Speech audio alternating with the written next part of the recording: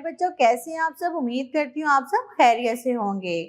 मैं हूँ आपकी उर्दू की टीचर हुमा आसिम और मैं आपको खुशामदीद कहती हूँ उर्दू की क्लास में। जी, तो जैसा कि आप सब जानते हैं हम पढ़ रहे हैं दूसरी क्लास की उर्दू और आज हमारा उन्वान है हमारे कायद।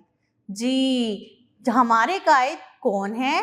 कायद आज़म मोहम्मद अली जिन्ना रहमतुल्लाह अलैह हमारे बानी हैं। इन्हीं की कोशिशों का नतीजा है कि आज हम आज़ाद मुल्क में अमन की जिंदगी गुजार रहे हैं। जी, तो इसके साथ ही हम चलते हैं आज के उन्वान की तरफ, हमारे कायद। सबसे पहले मैं आपको दिखाऊंगी एक तस्वीर। ये तस्वीर किन की है? जी, ये है हमारे बानी कायद आज़म मोहम्मद अली जिन्ना रहमतुल्लाह अलैह। चलते हैं खास अल्फाज की तरफ। मुतालबा, वकालत, इख्तियार, जमात, नजरिया। कायद आज़म मोहम्मद अली जिन्ना रहमतुल्लाह अलैह हमारे प्यारे वतन पाकिस्तान के बानी हैं। आप 25 दिसंबर 1876 को कराची में पैदा हुए। आप रहमतुल्लाह अलैह के वालिद का नाम पूंजा जिन्ना था जो एक ताजिर थे। आप रहमतुल्लाह अलैह ने अपनी इब्तदाई तालीम कराची में हासिल की और आला तालीम के लिए इंग्लिस्तान चले गए। वहां से वकालत की तालीम हासिल की और एक कामयाब वकील बनकर वापस आए।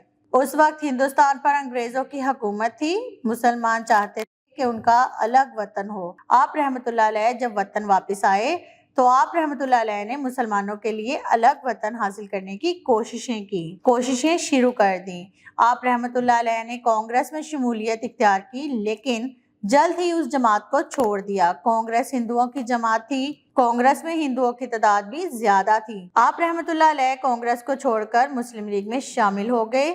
मुस्लिम लीग मुसलमानों की जमात थी। मुसलमानों की जमात का नजरिया ये था कि मुस्लिम और हिंदू दो अलग अलग कौमें हैं, उनके रस्म रिवाज अलग अलग हैं, ये दोनों कौमें एक साथ नहीं रह सकती। कायद आज़म मोहम्मद अली जिन्ना रहमतुल्लाह अलैह ने मुसलमानों को मुत्तहिद किया और अलग वतन का मुतालबा किया। आप रहमतुल्लाह अलैह ने पाकिस्तान हासिल करने के लिए दिन रात मेहनत की और आखिरकार 14 अगस्त 1947 को अलग वतन हासिल करने में कामयाब हो गए।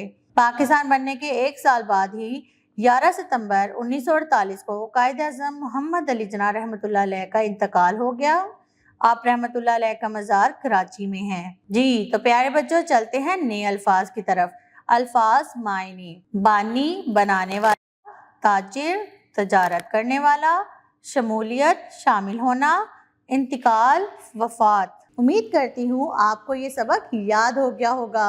मिलते हैं अगली वीडियो में एक नए सबक के साथ नई वीडियो में। तब तक के लिए अपना रखिएगा बहुत सारा ख्याल और मुझे दें इजाज़त। अल्लाह हाफिज़।